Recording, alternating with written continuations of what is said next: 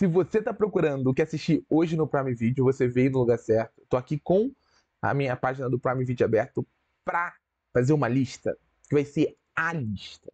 Uma lista com 10 filmaços que eu considero nota 10 hoje no Prime Video. Ou seja, é só, sabe, aquele filme, volto a frisar, pra mim, incontestável, filme que todo mundo deve assistir, todo mundo deve dar uma chance.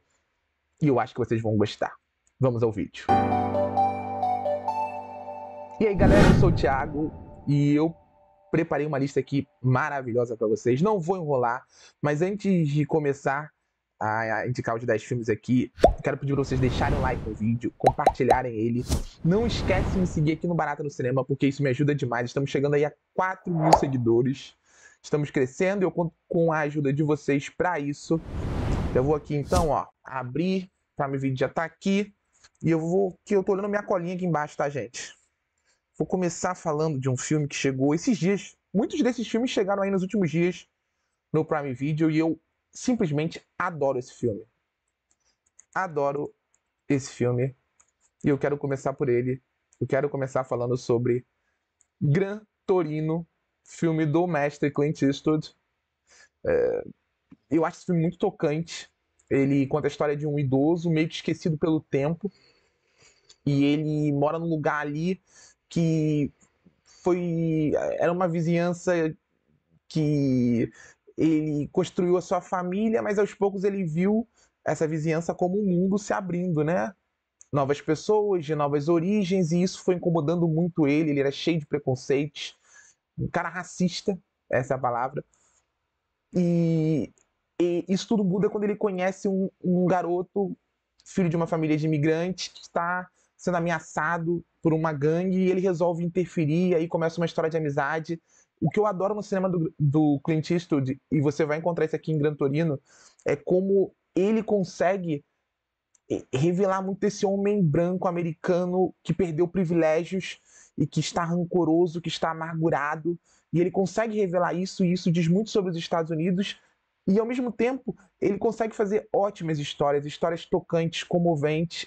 Vamos para o segundo filme da lista agora, que vai ser, já que a gente falou de Clint Eastwood, eu preciso falar desse filme, que eu descobri que na pesquisa eu descobri que esse filme estava no Prime Video, que é Por Uns Dólares a Mais.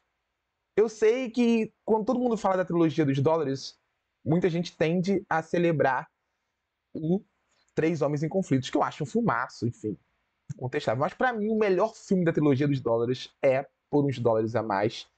E eu acho isso porque ele tem uma história fantástica. A rivalidade entre o personagem do Clint Eastwood e o personagem do Lee Van Cleef. Esses dois pistoleiros totalmente diferentes, que se unem em um objetivo comum com muito a dizer sobre eles, sobre acontecimentos das vidas deles. E, enfim, eu acho que esse filme tem um vilão fantástico, um vilão sinistro de verdade. Tem uma história de vingança que é maravilhosa. A trilha do Ennio Morricone, meu Deus, aquele clímax, aquela música do relógio. Cara, eu fico até arrepiado em falar, sério. Pra mim, Por Uns Dólares a Mais é o melhor filme da trilogia dos dólares. É o meu filme favorito do Sérgio Leone. Eu adoro Era Uma Vez no Oeste, mas eu adoro Por Uns Dólares a Mais. Então, o segundo filme da lista. E esse é um daqueles filmaços que, se você não viu, corre pra ver, eu garanto. O terceiro filme, vamos. Eu adoro esse filme, eu quero dar uma mudança no clima. Estamos falando muito de homens brutalizados, vamos falar de um mundo brutalizado, mas sob uma outra perspectiva, com esse filmaço chamado Retrato de uma Jovem em Chamas, da Céline Sciamma, uma diretora que eu sou apaixonado, e eu acho que muito por causa de filmes como esse, que conta a história de uma... Esse filme, ele é muito delicado ao contar a história de uma pintora que ela é contratada para retratar uma mulher prometida a um nobre, só que aquele nobre iria conhecer essa jovem mulher que vivia isolada num castelo ao lado da mãe e tal, por esse retrato. E ao chegar lá, ela tem essa missão de retratar uma mulher que não quer ser retratada porque ela não quer se casar. E quando a gente mergulha na relação entre essas duas mulheres, a gente vai entendendo o porquê e nós vamos entendendo o quão aquele mundo, embora isoladas do mundo, elas estavam ali convivendo com códigos repressores, com toda essa questão do patriarcado, que mesmo, como eu disse, no ambiente isolado vai oprimindo elas, e é um romance elegante, é um romance sedutor, é um romance com personagens fascinantes e que se constrói como uma pintura. A artista, a diretora, no caso, a Céline Sciamma, ela se confunde com o olhar da pintora, que vai pouco a pouco retratando essa mulher, conhecendo essa mulher e vai se apaixonando. A protagonista por aquela mulher que estava sendo retratada e a diretora por essas duas mulheres, por essa relação. No final desse filme, eu amo o retrato de uma jovem chama. E se você não viu, corre pra ver, tá no Prime Video, facinho. Esse filme é indispensável. Vamos dar uma nova mudada aqui, porque eu adoro esse filme. Assim, esse meio que fala por si só. Eu acho que eu não precisava nem falar muito sobre esse filme. Eu só deveria falar: veja O Silêncio dos Inocentes. Porque esse aqui é obra-prima, gente. Esse aqui é aquele tipo de filme que, pra mim, ele define não só a carreira do Jonathan Demme, não só a carreira do Anthony Hopkins, da Jodie Foster, que tá aqui escondidinha atrás de mim. Ele define, sabe, um olhar pro terror, um olhar pro suspense dentro do universo do terror. Eu defendo que O Silêncio dos Inocentes é um filme de terror, inclusive tá aqui, ó. Internacionais, terror, inteligente e sombrio. Muita gente trata O Silêncio dos Inocentes como suspense. Pra mim é um filme de terror, ele é um filme gráfico, ele é um filme que constrói, embora tenha um grande suspense, tem um mistério, tem toda... Ele parte sim de convenções do suspense, ele pensa, ele usa o suspense para chegar ao terror, o terror que está impresso na figura do personagem do Hannibal Lecter, que está impresso no mundo. Vamos para a quinta dica. Martin Scorsese. Martin Scorsese. Eu acho que você não pode deixar, né? Você não pode deixar de falar de Os Bons Companheiros. Olha, a edição remasterizada no Prime Video, hein? Então corre pra ver, porque isso aqui é... Não vou dizer que ele é um filme definitivo de máfia, porque nós temos O Poderoso Chefão, mas se tem um filme que poderia rivalizar com O Poderoso Chefão nessa comparação, eu acho que seria Os Bons Companheiros. Sabe, é um filme sobre homens violentos, é um filme sobre o mundo do crime, mas acima de tudo é um filme sobre a ambição masculina e como os personagens vão sendo expostos e corrompidos por ela. Eu adoro todo o arco do personagem do Ray Liotta, a maneira como o filme traz essa questão dos filmes de máfia para os anos 90, ali, final dos anos 80, início dos anos 90. Que estão em outro mundo na comparação com o Poderoso Chefão, e dentro de uma lógica, que essa lógica corrosiva, autodestrutiva. Eu adoro o trabalho do Martin Scorsese aqui, porque ele está sempre reverenciando o clássico, mas está sempre fazendo isso com um senso de modernidade que, para mim, faz os bons Companheiros um filme à altura de O Poderoso Chefão em tudo que você queira comparar. Vamos dar um outro pulo aqui, porque eu quero seguir ainda no Martin Scorsese, porque eu sou um defensor fervoroso desse filme aqui, que é O Aviador, cinebiografia de Howard Hughes, inventor, piloto, cineasta, uma história inacreditável que é retratada pelo Martin Scorsese como deveria ser, sabe? É um filme poderoso, é um filme que tem, pra mim, a atuação de Leonardo DiCaprio, a atuação da vida do Leonardo DiCaprio. Eu não entendo como ele não ganhou Oscar por esse filme. Deveria ter ganho. Ele veio a ganhar depois por O Regresso. Pra mim, é uma atuação bem abaixo aqui. Ele consegue mergulhar na persona desse homem, assim, cultuado, um homem imponente, mas ele vai, sabe, nos fazendo enxergar a fragilidade desse homem. E a maneira como esse filme aborda a questão do transtorno obsessivo compulsivo é angustiante. Eu acho que eu nunca vi um filme abordado dessa forma. É enervante, é um filme que ele aciona gatilhos até sob essa perspectiva. A atuação do Leonardo DiCaprio é maravilhosa, e a maneira como o Martin Scorsese mergulha nesse mundo, o mundo do piloto, o mundo do cineasta, o mundo do inventor, assim, é fantástico, fantástico. Eu sou apaixonado por O Aviador e eu fiquei muito feliz que ele reapareceu no Prime Video, porque é um filme que, pra mim, não ganhou devido Assim, ele foi obviamente aclamado, enfim, foi pro Oscar e tal, mas sempre que pergunto qual é o melhor filme do Martin Scorsese, ele sempre tá numa prateleira meio que abaixo. E eu sempre coloco ele numa prateleira, na primeira prateleira, eu acho esse filme fantástico. Por falar em grandes diretores, eu vou indicar um filme de um diretor aqui que eu acho que ele é pouco conhecido. Não sei se vocês conhecem, tal de Stanley Kubrick, vocês já ouviram falar dele? Se não, talvez seja a melhor forma você começar por De Olhos Bem Fechados. E é maravilhoso pensar que esse aqui foi o último filme do Stanley Kubrick, né? Ele esteve envolvido no projeto de inteligência artificial, mas as coisas acabaram não andando bem para ele. Ele faleceu um pouco antes do lançamento do filme, se eu não me engano. Agora não sei se foi antes ou foi depois. Posso ter a cabeça está falhando aqui, mas ele esteve ali envolvido no projeto. A ideia era ele dirigir, enfim, mas acabou que o Spielberg assumiu esse projeto, tocou esse projeto. E assim, De Olhos Bem Fechados é de 99 e é um filme, sabe, para mim é um dos grandes filmes sobre é, o complexo da masculinidade frágil, a maneira como ele pode se repercutir na sociedade a partir do ponto de vista de um homem com uma esposa, sabe, dos sonhos, com uma vida luxuosa que resolve pular a cerca, resolve experimentar coisas novas, uma festa de luxo, só que ele se envolve com as pessoas erradas. E esse filme, a maneira como ele vai punindo o protagonista, fazendo um julgamento moral, eu acho esse filme muito corajoso, muito mordaz, eu acho que seria talvez a melhor palavra, porque ele vai expondo o personagem, ele vai expondo aquele homem, mas ao mesmo tempo ele também tenta entender em algum nível de onde vem aquela frustração. E quando ele olha através daquele homem, ele olha para o mundo patriarcal que está criando homens como o personagem do Tom Cruise, que é um personagem quebrado, um personagem meio sem saber o que quer, que tem tudo, mas ao mesmo tempo parece não ter nada e não valoriza aquilo que tem. É o olhar de um diretor veterano olhando para uma nova geração de homens, e eu não vou dizer zombando, mas expondo, sabe? E fazendo isso num filme provocante, misterioso, daqueles que te envolve até o fim. Se você não viu De Olhos Bem Fechados, corre pra ver. E olha, a Nicole Kidman aqui, ela tá maravilhosa. Ela não é a protagonista do filme, mas ela engole todas as cenas que ela tá, como ela costuma fazer em todos os filmes dela. Então, recomendo muito De Olhos Bem Fechados. Como eu disse, já perdi a conta. É um top 10. Eu tô aqui com a minha colinha. E vamos falar de um outro grande diretor que eu gosto mais. Essa é uma lista bem masculina, né? Mas eu preciso falar de. Cadê? Fogo Contra Fogo.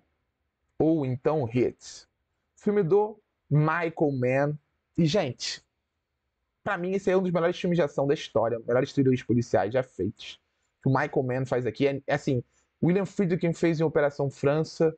Eu não vou querer. A minha cabeça vai me trair aqui. Com certeza eu já assisti outros grandes filmes policiais, mas na primeira prateleira, se você for me perguntar, Fogo Contra Fogo estará. Que é a história de dois homens, lados opostos da lei. O Al Pacino vivendo um detetive, sabe, mergulhado num comportamento, não vou dizer num comportamento autodestrutivo, mas num processo de autodestruição, tá todo cheio de problemas com a filha, com a família, com a ex-esposa.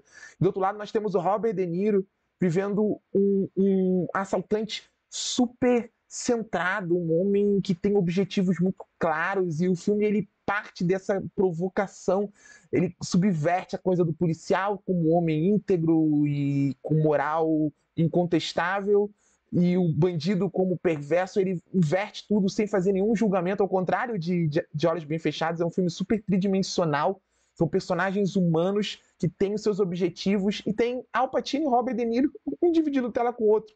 Isso foi acontecer depois só em O Irlandês, com o Scorsese. É luxo, sabe? É luxo. Eles estiveram em O Poderoso Chefão, né? Mas em épocas distintas, né?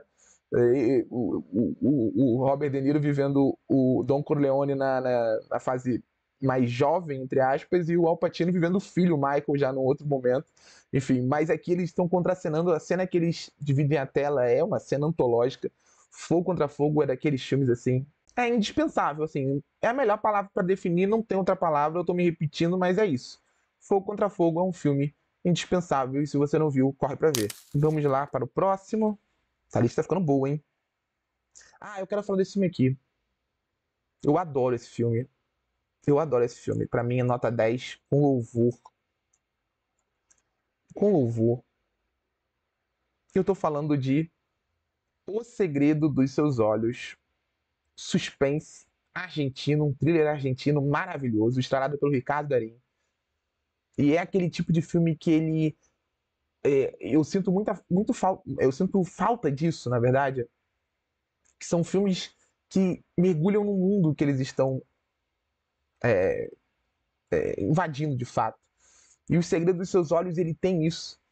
Ele é um filme que nos transporta a partir da perspectiva de um oficial de justiça, né? Alguém que estava muito obcecado com um caso que ele não conseguiu resolver, a morte de uma jovem, o desaparecimento do possível criminoso, e ele segue muito ali na tentativa de encontrar esse homem, o paradeiro desse homem, e é maravilhoso como esse filme do Juan Campanella, estrelado pelo Ricardo Darín, como eu disse, ele mergulha nessa Argentina ali em dois períodos diferentes ali, dois momentos diferentes do tempo, mas sempre atento a usar elementos, sabe, marcantes da Argentina, do país, da cultura local, dentro do filme, integrar esses elementos, embora com uma narrativa que ela tem, é uma narrativa bem, não vou dizer hollywoodiana, mas tem vários elementos da narrativa hollywoodiana, tem um mistério, tem reviravolta, tem uma construção de suspense que vai até o fim, sempre com um olhar dramático, mas tem convenções sim. Só que, pô, ele vai investindo nessa construção desse mundo, o mundo desse homem, tem um romance. Toda a cena no estádio de futebol, para mim, é o melhor exemplo disso, sabe? É uma cena dentro de um lugar que é um templo para o argentino, um estádio de futebol, e a cena é maravilhosa, brilhantemente filmada. Eu acho esse filme, assim, fantástico.